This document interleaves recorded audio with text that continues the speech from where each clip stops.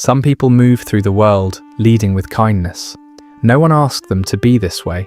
It just comes naturally to them. Something in them genuinely cannot help it. They feel what others are carrying before anyone says a word. They show up. They give. They make things easier for the people around them without keeping score. Psychology calls this high empathic sensitivity, and research shows that people wired this way experience the emotions of others almost as deeply as their own. They do not just notice when someone is struggling, they feel it, and because they feel it, they respond to it, automatically, the way breathing happens without thought. And honestly, the world is better with people like this. The friend who remembers the small thing you mentioned 3 weeks ago. The person who stays when everyone else has already moved on. The one who checks on people. The one who always seems to know what someone needs before they ask. That kind of presence is hard to find, and the people in their lives feel it. But what that looks like on the outside is not always what it feels like on the inside. You say yes when everything in you wants to say no. Not out of weakness, but because the thought of disappointing someone feels heavier than the inconvenience you're carrying yourself. You smooth things over before the argument starts. You adjust yourself to the mood of the room without anyone asking you to. You drive home after a long day of showing up for everyone else and sit in the car for a few minutes before going inside. Not because anything is wrong, just because you need a moment. Just to breathe. Just to put yourself back together quietly before someone needs something again. Not everyone sees the effort behind the kindness. They see the warmth and assume it comes naturally. They receive the patience without wondering if it might be wearing thin. They come to you in their hardest moments, and you show up every time, without knowing what it costs you to keep doing that. But here is the quiet truth that does not get talked about enough. Kindness given endlessly, without ever being returned, does something subtle to a person. Not dramatically, not all at once, just slowly. The way a candle burns down so gradually, you barely notice until the light starts to flicker.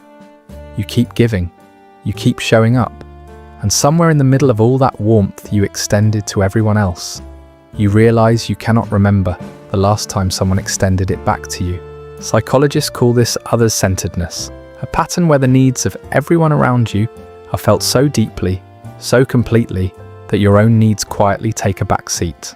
The people who live this way, the truly kind, the ones who give freely and warmly without expecting anything in return, often carry a hidden weight.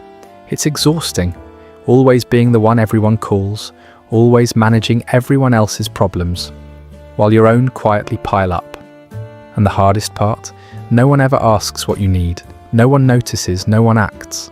Over time, that quiet giving, that open heart, it starts to feel heavy. Resentment creeps in.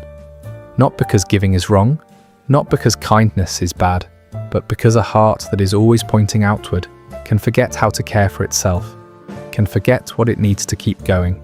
The way out involves recognizing that your resentment is actually a form of guidance. Your feelings are trying to tell you something meaningful, that you've been giving more than you can sustain. And sometimes, deep down, you catch yourself wondering if someone is taking advantage of your generosity. That quiet realization, it's a signal that your boundaries are being crossed and that your needs matter just as much as anyone else's. Listening to that message can feel uncomfortable, even unsettling, but honoring it is far healthier than continuing to push it aside or override it. It is not weakness, it is simply the invisible cost of having a very big heart in a world that does not always know how to meet it. The question is not whether you should stop giving. Your kindness is not the problem. It is one of the most beautiful things about you. The real question is whether you're giving yourself the same care and attention that you give so freely to others.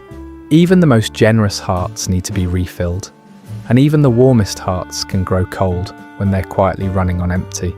The version of you that gives from fullness, that shows up because you truly want to, not because you feel drained, is the version that can offer the most, both to everyone around you and to the people you love most. You have spent so long being the one who gives, the one who stays, the one who understands. Maybe it is finally time to let someone do that for you. What would it feel like to truly be on the receiving end of your own kindness.